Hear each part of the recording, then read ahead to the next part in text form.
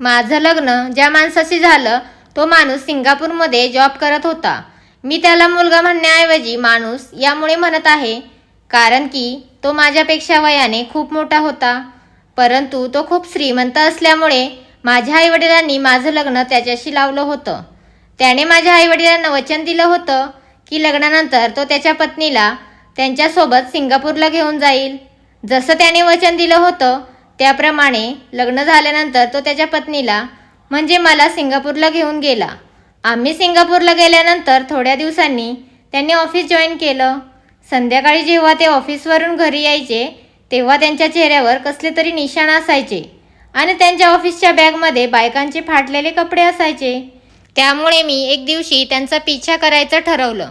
जेव्हा मी त्यांचा पिछा केला तेव्हा ते जे काम करत होते ते काम पाहून माझ्या पायाखालची जमीनच सरकली. मी कधी स्वप्नातही विचार केला नव्हता की माझं नशीब बदलून जाईल आणि माझं प्रत्येक स्वप्न पूर्ण होईल. प्रत्येक मुलगी तिच्या लग्नाबद्दल खूप सारे स्वप्न पाहत असते. तसेच मी सुद्धा माझ्या लग्नाबद्दल खूप सारे स्वप्न पाहिले होते. परंतु मी स्वप्नातही विचार केला नव्हता की माझे स्वप्न अशा पद्धतीने खरे होतील. त्यामुळे मला आपण आता जसे आहोत तसंच राहायला आवडत होतं. कारण की मला माहिती होतं आमच्यासारख्या लोकांचा भूतकाळ जेवढा भयानक होता तेवढाच भविष्यकाळही भयानक असतो. मला अगोदरपासून माहीत होतं की ज्या परिस्थितीत माझा जन्म झाला होता त्याच परिस्थितीत माझं आयुष्य जाणार होतं. माझी आई कायम असंच म्हणत असायची, माझी मुलगी तर राणी आहे, एक दिवशी तरी तिला न्यायला एखादा राजाच येणार. आणि एक दिवस असा आला. माझ्या आईने बोलायची ते खरं झालं. जे स्वप्न मी पाहायला सुद्धा घाबरत होते ते सर्व स्वप्न खरे झाले होते. माझं नाव प्राजक्ता आहे. मी आता 20 वर्षाची होणार होते. माझा जन्म एका गरीब कुटुंबात झाला. त्यामुळे मी लहानपणापासूनच गरिबीला खूप वैतागले होते. चांगलं जेवण खाणं आणि चांगले कपडे घालणं हे तर आमच्या नशिबातच नव्हतं, कारण त्याहीपेक्षा छोट्या छोट्या गोष्टींना आम्हाला तरसावं लागत होतं. माझे वडील मजुरी काम करत होते, त्यामुळे ते जे रोज कमवत होते त्या पैशातच तर संध्याकाळचे जेवण पण नीट येत नव्हतं. त्यात आमचं घर भाड्याचं होतं, त्यामुळे रोजच्या पैशातून भाड्याचे पैसेही साईडला ठेवावे लागत होते. जशी मी मोठी झाली तेव्हा मला समजायला लागलं की आपल्या घराची संपूर्ण जबाबदारी आपल्या वडिलांवर आहे. आणि आता ते पण काम करून खूप थकले होते. म्हणून मी विचार केला की वडिलांना आणि घराला थोडासा हातभार लावावा. म्हणून मी एका शाळेमध्ये साफसफाई करण्याचे काम सुरू केलं होतं. आम्ही तिघीजणी बहिणी होतो आणि सर्वात मोठी मी होते, म्हणून घर सांभाळण्याची जबाबदारी मी उचलली होती. माझ्या वडिलांचं माझ्यावर खूप प्रेम होतं. मला कष्ट करताना पाहून माझे वडील माझ्या डोक्यावरून हात फिरवायचे आणि माझ्या चांगल्या भविष्यासाठी देवाकडे प्रार्थना करायचे. असंच एक दिवशी देवाने माझ्या आईवडिलांच्या सर्व प्रार्थना ऐकल्या आणि मी ज्या स्कूलमध्ये साफसफाईचा जॉब करत होते त्या स्कूलमधील एका मॅडमने माझ्यासाठी चांगलं स्थळ आणलं होतं.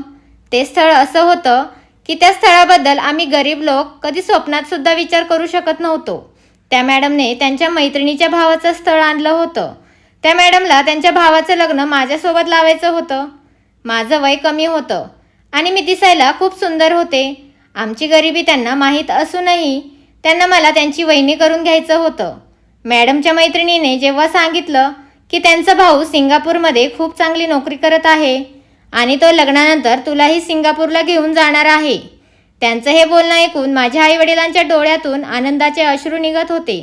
कारण मी आणि माझ्या आईवडिलांनी स्वप्नातही असा विचार केला नव्हता की एवढं चांगलं स्थळ माझ्यासाठी येऊ शकतं. मॅडमच्या मैत्रिणीने त्यांच्या भावाचा फोटो आम्हाला दाखवला आणि बोलल्या, तुम्ही माझ्या भावाबद्दल चौकशी करू शकता आणि ते झाल्यानंतर तुम्ही हे लग्न ठरवू शकता. त्याचं वय 40 वर्ष होतं आणि माझं वय 20 वर्ष होतं. त्या बोलल्या की सिंगापूरमध्ये खूप मोठी कंपनी आहे, तिथे माझा भाऊ जॉब करत आहे आणि त्याला महिना 2 लाख रुपये सॅलरी आहे. माझ्या आईवडिलांनी मुलाबद्दल थोडीशी चौकशी करण्याचे ठरवलं, पण आमचं सिंगापूरमध्ये कोणीही नातेवाईक नसल्यामुळे आम्ही त्यांच्या मूळ गावी चौकशी केली. तेव्हा त्यांच्या गावातील लोकांनी सांगितलं की राजेशला सिंगापूरमध्ये जाऊन खूप वर्ष झाले आहेत, पण जेव्हा तो इथे गावी राहत होता तेव्हा तो खूप चांगला आणि सुशिक्षित मुलगा होता. तिथल्या लोकांचं थोडंफार बोलणं ऐकून झाल्यानंतर माझ्या वडिलांनी आमच्या दोघांचं लग्न लावून देण्याचा विचार केला. माझे वडील म्हणाले, मुलगा जरी वयाने मोठा असला तरी काही फरक पडत नाही, कारण या लग्नामुळे माझ्या मुलीचं जीवन बदलून जाणार आहे. तो तिला चांगलं खायला प्यायला देईलच, पण तिची जी मोठी स्वप्न आहेत ते सुद्धा पूर्ण करेल, जे मी पूर्ण करू शकलो नाही. आणि राजेशमुळे बाकीच्या मुलींचे भाग्य उजळले तर त्याही त्याच्या सासरी सुखी राहतील. लग्नाच्या अगोदर राजेशच्या बहिणीने आम्हाला सर्वांना त्यांच्या घरी कार्यक्रमाला बोलावले होते. जेव्हा आम्ही त्यांच्या घरी गेलो तेव्हा त्यांचं घर पाहून आम्ही सर्व खूप चकित झालो, कारण त्यांचं घर खूप मोठं आणि खूप आलिशान होतं. राजेशची बहीण सुद्धा खूप चांगली मुलगी होती. आम्ही त्यांच्यापेक्षा खूप गरीब आहोत असं अजिबात आम्हाला दाखवून दिलं नाही. ती कायम आमच्याशी आम्ही सुद्धा त्यांच्या लेवलचे असल्यासारखे वागत होती. आता लग्नाचा मुहूर्त जवळ आल्यामुळे राजेश सुद्धा सिंगापूरहून गावाकडे आला होता. माझे मम्मी पप्पा जेव्हा राजेशला भेटले तेव्हा त्यांना त्यांचा स्वभाव खूप आवडला, कारण ते खूप सभ्य आणि सुशिक्षित वाटत होते. आमचं लग्न झाल्यानंतर लग्नाच्या पहिल्या रात्री माझ्यासोबत खूप गप्पा मारल्या आणि मला प्रपोजही केलं. आणि ते मला बोलू लागले, प्राजक्ता, माझ्यावर घराची खूप मोठी जबाबदारी असल्यामुळे मला लवकर लग्न करायला जमलं नाही, परंतु मी स्वप्नातही असा विचार केला नव्हता की मला एवढी सुंदर आणि एवढ्या कमी वयाची बायको मिळेल. खरंच मी खूप नशीबवान आहे, मला तुझ्यासारखी सुंदर पत्नी मिळाली. मी सुद्धा राजेशसोबत लग्न करून खूप खुश होते. आता मला आमच्या दोघांच्या वयामध्ये फरक असल्याचे काहीच वाटत नव्हते, कारण राजेशने तो खूप चांगला माणूस असल्याचे सिद्ध केले होते. आणि राजेशने आमच्या लग्नात माझ्या आईवडिलांना 1 रुपयाही खर्च करू दिला नव्हता. सर्व खर्च त्यांनी स्वतः केला होता. लग्नाच्या 2 दिवसानंतर त्यांनी घरी खूप मोठा कार्यक्रम ठेवला होता आणि त्या कार्यक्रमाला सर्व पाहुण्यांना बोलावले होते. आता माझे स्वप्न पूर्ण झाल्यासारखे वाटत होते, कारण की मी ज्या प्रकारे माझ्या लग्नाबद्दल स्वप्न पाहिले होते, माझं लग्न तसंच झालं होतं. थोड्या दिवसानंतर राजेशने आमच्या दोघांचे पासपोर्ट वगैरे सर्व तयार केले आणि मला सिंगापूरला घेऊन गेले. आता माझे आईवडील तर इतके खुश होते की त्यांना असं वाटत होते, आजपर्यंत आपण देवाकडे आपल्या मुलीसाठी जेवढी प्रार्थना केली आहे, आपली मुलगी त्यापेक्षा खूप सुखी आहे. राजेश माझी खूप इज्जत करत होते आणि माझ्या आईवडिलांची सुद्धा. आम्ही सिंगापूरला आल्यानंतर राजेशने 1 आठवड्याची सुट्टी घेतली होती आणि मला संपूर्ण सिंगापूर फिरवलं होतं. मी माझ्या संपूर्ण आयुष्यात एवढ्या मोठ्या आणि चांगल्या बिल्डिंग आणि एवढे चांगले चांगले हॉटेल्स कधीच पाहिले नव्हते. मला तर विश्वासात बसत नव्हता, असं वाटत होतं मी कुठल्या तरी स्वप्नातच आहे. आता आम्हाला सिंगापूरला येऊन 1 आठवडा पूर्ण झाला होता आणि राजेशने ऑफिसला जाणं सुद्धा सुरू केलं होतं. त्या ऑफिसला गेल्यावर मी एकटीच घरी असायचे. ते सकाळी ऑफिसला गेले की संध्याकाळीच घरी यायचे. ते घरी यायच्या अगोदर मी माझं सर्व काम उरकून घ्यायचे आणि माझ्या घरच्यांसोबत फोनवर बोलत असायचे. माझ्या आईवडिलांचे फोनवर बोलल्यावर त्यांना खूप छान वाटत असायचे.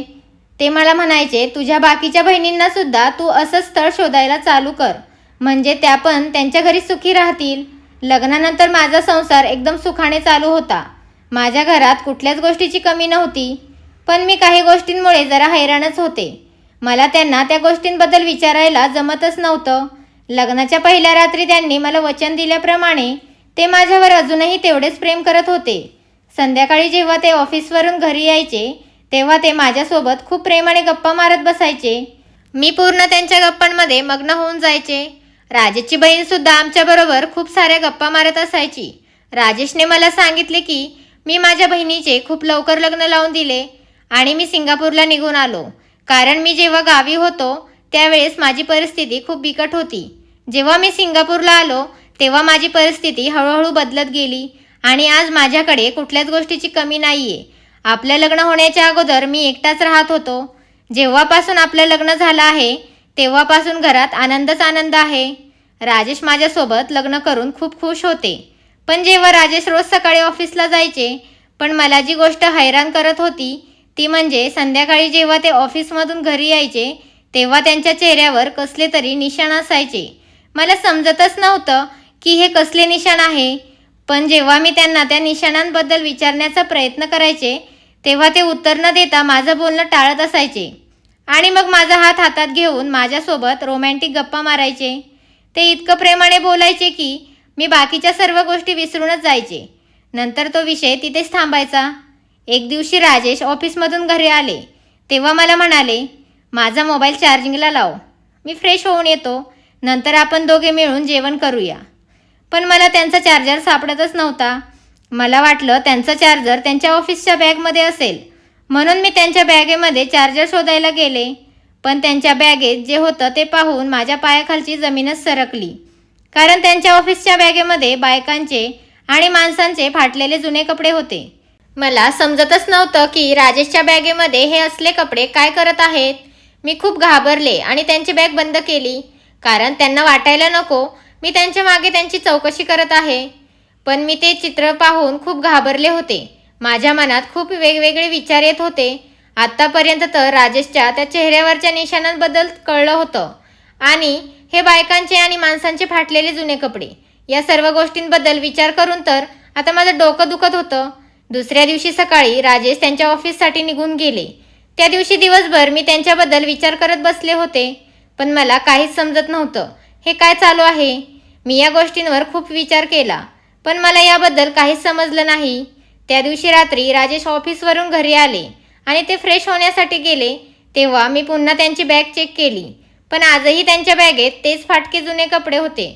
आणि जेवण करताना जेव्हा मी त्यांच्या चेहऱ्याकडे पाहिले, तेव्हा त्यांच्या चेहऱ्यावरही तेच निशाण होते.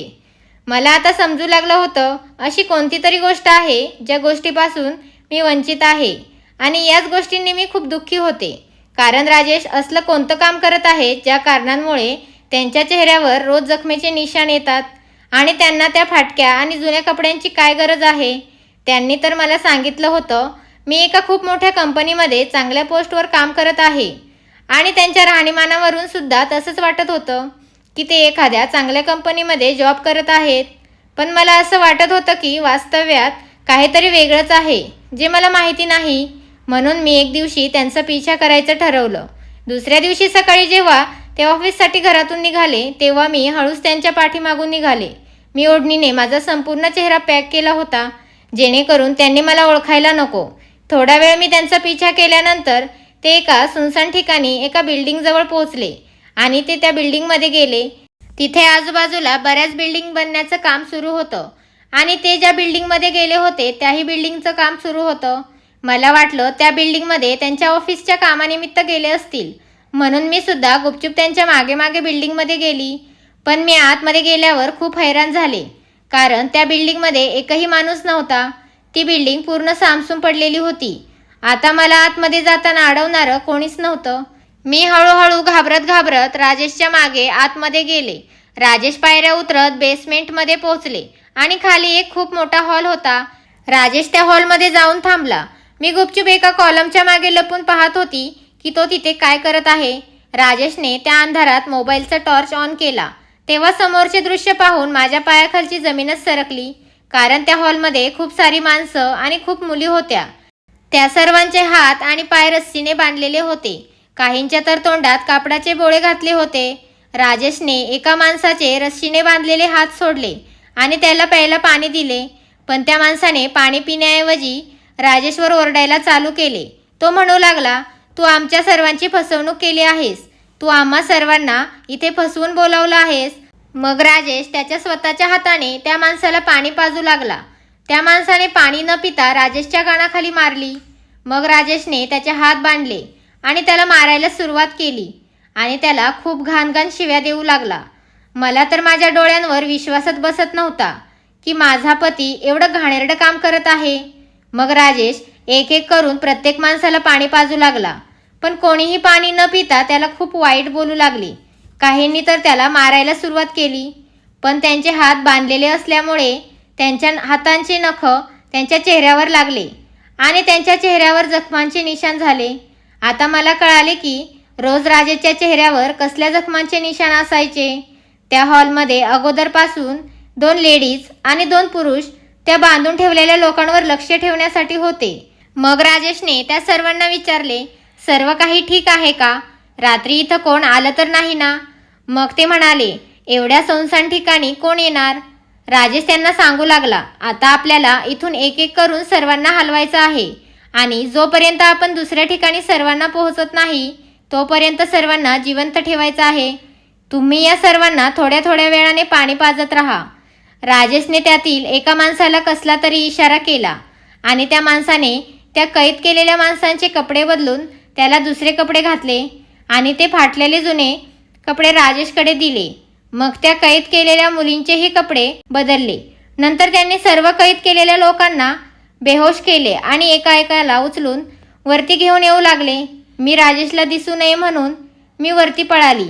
हा सर्व प्रकार पाहून माझं शरीर भीतीने थरथर कापत होतं. मी गुपचूप हे सर्व पाहत होते. नंतर त्यांनी या सर्व कैद केलेल्या लोकांना एका गाडीमध्ये टाकलं आणि त्यांना तिथून दुसऱ्या ठिकाणी घेऊन गेले. मला तर काहीच समजत नव्हतं की आता मी काय करायला पाहिजे. हे सर्व लोक कोण होते मला काहीच माहीत नव्हतं. आणि राजेशने त्यांना कैद का करून ठेवलं होतं? ते त्यांना बेशुद्ध करून कुठे घेऊन गेले होते? त्यांच्यासोबत काय करणार होते? मी खूप उदास आणि दुःखी होऊन घरी आले. आता माझ्यात एवढी हिंमत नव्हती की त्या ठिकाणी परत जाऊन पाहावं की त्या ठिकाणी त्या लोकांऐवजी अजून कोणी तिथं आहे का. आता मला समजलं होतं की माझा पती कोणत्या मोठ्या कंपनीत नोकरीला नसून तो वेगळंच काहीतरी काम करत आहे. तो जे काम करत आहे ते काम मला जाणून घ्यायची पण इच्छा राहिली नव्हती. त्याच दिवशी रात्री राजेश घरी आले तेव्हा मी पाहिले आजही त्यांच्या चेहऱ्यावर तेच निशाण होते. परंतु आज मला चांगलंच माहिती होतं की हे निशाण कशाचे आहेत. त्यांनी त्यांची बॅग एका कोपऱ्यात ठेवली आणि ते फ्रेश होण्यासाठी बाथरूममध्ये गेले. त्यावेळी मी त्यांची बॅग चेक केली तेव्हा बॅगेत त्याच लोकांचे फाटलेले कपडे दिसले. राजेश जेव्हा फ्रेश होऊन बाहेर आले तेव्हा त्यांनी माझ्या चेहऱ्याकडे पाहिलं. त्यांना माझा चेहरा उदास दिसला. त्यामुळे त्यांनी विचारलं, तुझी तब्येत तर ठीक आहे ना? काय झालं? तू एवढी उदास का दिसत आहेस? मी लगेच राजेशला विचारले, तुमच्या चेहऱ्यावरचे हे निशाण कसले आहेत? तेव्हा राजेश हसत बोलू लागले, तू माझ्यावर एवढा संशय का घेत आहेस? अगं, काम करताना छोट्या मोठ्या गोष्टींमुळे काही ना काही चेहऱ्याला लागत असतं. तू कशाला टेन्शन घेतेस? राजेश तसं बोलल्यावर मी त्यांच्याकडे खूप रागाने बघू लागली. तेव्हा त्यांना लगेच कळलं की मला त्यांच्याबद्दल काहीतरी कळलं. त्यांनी लगेच मला त्यांच्याजवळ बसवलं आणि मला विचारलं, खरं खरं सांग, अशी कोणती गोष्ट आहे त्या गोष्टीमुळे तुला खूप त्रास होत आहे आणि तू एवढं टेन्शन घेत आहेस? राजेशचं बोलणं ऐकून मला खूप रडू आलं. मी त्यांना बोलले, मला सगळं कळलं आहे, तुम्ही जे काम करत आहे. माझं बोलणं ऐकून राजेश 2 मिनिटं स्तब्ध झाले. त्यानंतर त्यांनी जे मला सांगितलं ते ऐकून माझ्या पायाखालची जमीनच सरकली. त्यांनी मला सांगितलं की खूप वर्षापूर्वी मी अवैधरित्या सिंगापूरला आलो होतो. तेव्हा मी काही चुकीच्या लोकांच्या तावडीत सापडलो होतो. ते लोक बाहेरील लोकांना पैशाचे आणि कामाचे आमिष दाखवून सिंगापूरला बोलावून घ्यायचे. मग त्यांच्याकडून बेकायदेशीर काम करून घ्यायचे. त्या लोकांनी तर माझ्याकडूनही कितीतरी वर्ष बेकायदेशीर काम करून घेतले होते. जसे की किडनॅपिंग करणे, ड्रग सप्लाय करणे, अशी बरीच कामं आहे ती माझ्याकडून आणि इतर लोकांकडून करून घेत होते. तेव्हा मला या कामाच्या बदल्यात खूप सारे पैसे मिळत होते. मग मी ते पैसे गावी माझ्या घरी पाठवत होतो. परंतु ही कामे मी स्वतःच्या मर्जीने करत नव्हतो, फक्त मजबुरी म्हणून करत होतो. एके दिवशी मला तिथून पळून जाण्याचा चान्स मिळाला. मग मी लगेच तिथून पळून माझ्या गावी माझ्या घरी निघून आलो. मी माझ्या घरी पोहोचल्यावर मला समजले की माझ्या घरच्यांनी त्यांचं जुनं घर विकून आता नवीन घर घेतलं आहे आणि ते तिथे खूप आनंदात ऐशोआरामात राहत आहेत. हे सर्व मी पाठवलेल्या पैशांमधून झालं होतं. जेव्हा मी नवीन घरी गेलो आणि माझ्या घरच्यांना सांगितलं की मी आता सिंगापूरची नोकरी सोडून कायमचा गावी राहण्यासाठी आलो आहे, तेव्हा ते खूप नाराज झाले. त्यांना वाटत होतं की मी खूप मोठ्या कंपनीमध्ये चांगल्या पोस्टवर जॉब करत आहे. त्यामुळे त्यांचं असं म्हणणं होतं की मी पुन्हा जाऊन त्या कंपनीमध्ये तो जॉब करावा.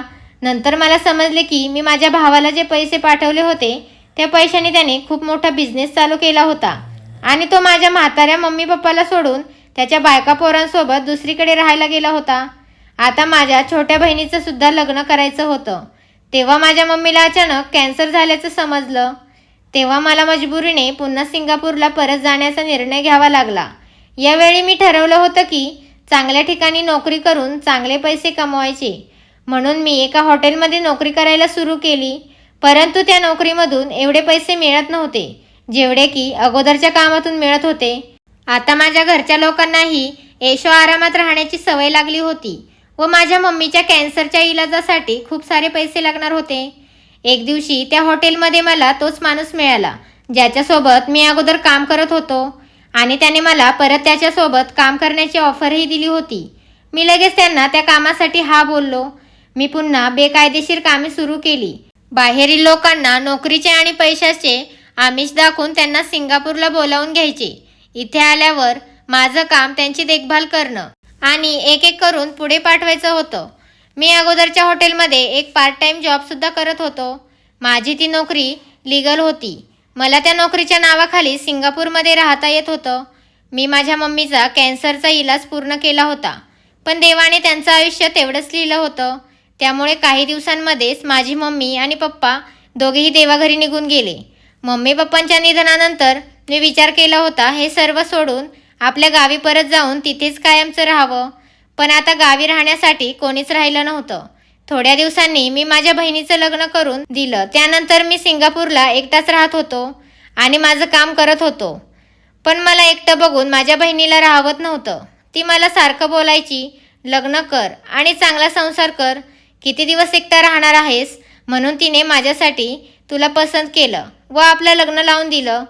ती मला म्हणाली, लोकांना वाटतं बाहेर देशात जाऊन पैसे कमावणे खूप सोपं आहे, परंतु त्यांना कुठे माहीत आहे जेव्हा माणूस बाहेर देशात जातो तेव्हा त्याला कसली कसली कामं करावी लागतात. असंच माझ्या घरच्यांचंही झालं होतं. मी बाहेर देशात जाऊन थोडे पैसे कमवायला लागलो की लगेच त्यांनी त्यांचं संघर्षाचं जीवन सोडून माझ्या भरोश्यावर ऐशो आरामात जगायला सुरू केलं होतं.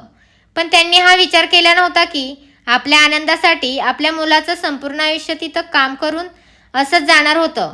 राजेश त्यांच्या आयुष्याबद्दलची गोष्ट सांगून गप्प बसले होते आणि मी हा विचार करून रडत होते की मी एका खूप गरीब कुटुंबातून आहे, पण माझ्या वडिलांनी मजदुरी कष्ट करून आणि घाम गाळूनच आम्हाला 2 वेळची भाकरी खायला घातली होती.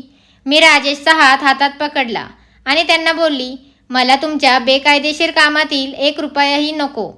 आपण आपल्या देशात परत निघून जाऊ. तिथे जाऊन तुम्ही छोटी मोठी नोकरी करा. मी त्या कमी पैशातच खूप खुश राहील आणि मी तुमच्याकडे त्याबद्दल कुठलीही तक्रार करणार नाही.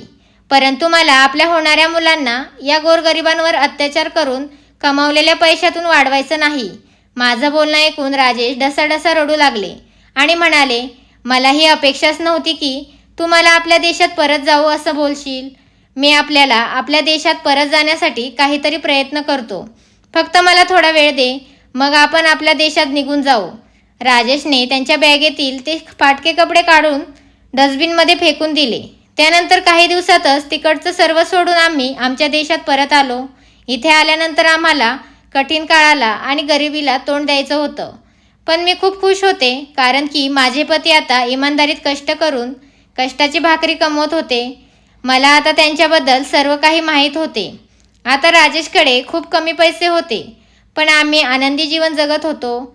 मित्रांनो, लोक आपल्या मुलाबाळांना पैसे कमवण्यासाठी बाहेर देशात तर पाठवून देतात, परंतु त्यांना माहीत नसते की बाहेर देशात पैसे कमावणे एवढं सोपं नसतं. त्यांना तिथे खूप अडचणींचा सामना करावा लागतो. त्यामुळे आपल्या मुलाबाळांची काळजी घ्या. ते जर तुम्हाला काही सांगण्याचा प्रयत्न करत असतील तर अगोदर ते समजून घ्या.